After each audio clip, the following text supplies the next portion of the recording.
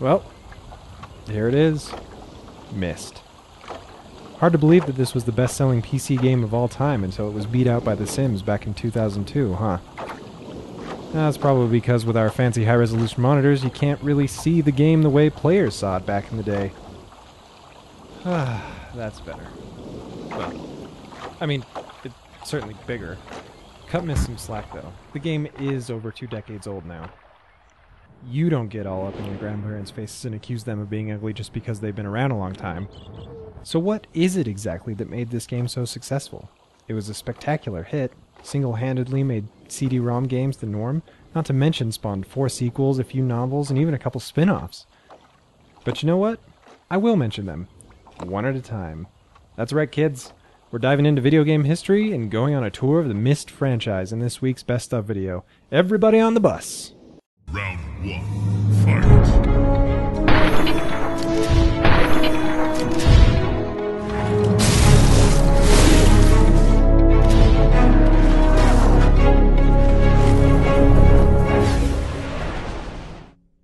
First, a quick rundown. The Myst franchise was created by Cyan, now known as Cyan Worlds, and a couple of other companies along the way. This franchise is centered around this culture.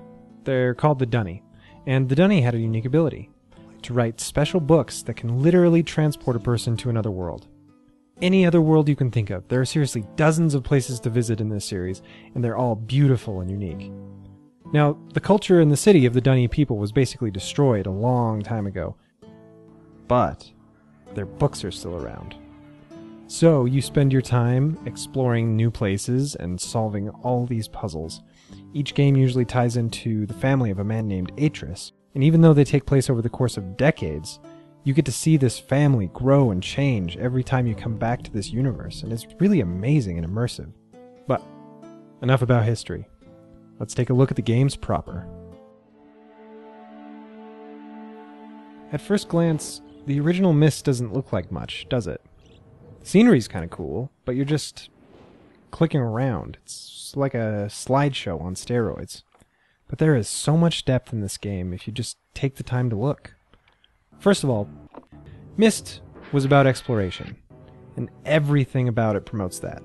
There's no HUD, you can't die, there are screens that serve absolutely no purpose other than to add to the atmosphere and make you feel like you're in a real place. And it accomplished that goal so totally that it became the best-selling PC game of all time. Stayed that way for a while, too. Because, yeah, it's pretty in the right light, and there is a ton of things to see and do, but really, the player was entering a lived-in world. Cyan created all these different places with history, stories you can actually follow by reading the journals in the library, and then you see the aftermath in the game world. All without a single person speaking to you. All you've really got to go on is the non-expository pleas from 2 weird guys who seem to be trapped inside books. Monsieur? Bring me a red. Every element of the story is there in front of you, but you get to put it together into a whole. You're an explorer, an investigator, and a hero, if you want to be. Nobody really tells you if you're right or wrong until the very end. Myst was exactly what people were craving at the time. An adventure game that doesn't hold your hand. Of course, we all know that sequels have to be bigger in every way. So, Riven held your hand even less, and it offered an even bigger world to explore, a story that was deeper and darker, and a place that felt even more alive. Seriously, Cyan built an entire society into the game, and all the pieces are there if you look for them, once again. They also made things look incredibly real, from the textures that they took from real-life objects, to the way they make everything look and sound weathered and used. Nothing here is just for show. Within the context of the game world you're in, it all has a function and purpose. Who would build something like this? The story has weight too. Every major character has a history discovered through reading various journals found throughout the game, and thanks to the impressive blending of live-action acting and game footage, they actually do seem three-dimensional. No pun intended. Well, kinda. Yes, the game is stupid hard.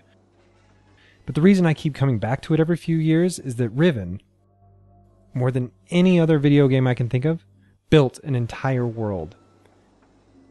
You are thrust into it, and it does take time to make sense of it all.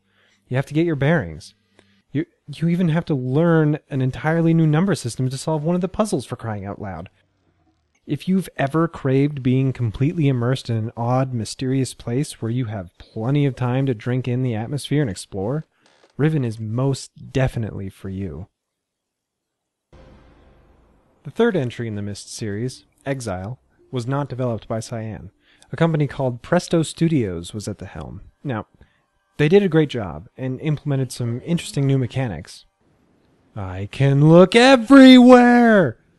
But something important is missing from Exile. Something I could never quite put my finger on until I was preparing to make this video.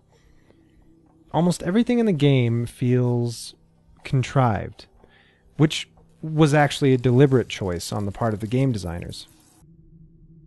My sons, I promise to teach you the secrets of my ages. This world is the first step on your journey.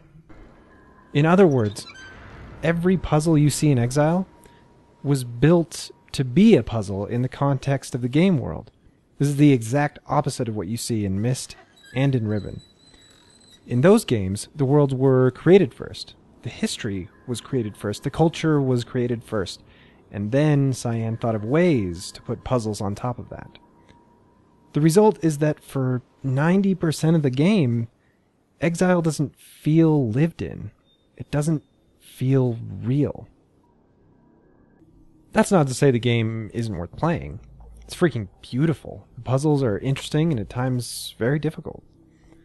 The story, while it does only rehash things we've already learned about the characters outside of the first 10 minutes, the story is nice enough.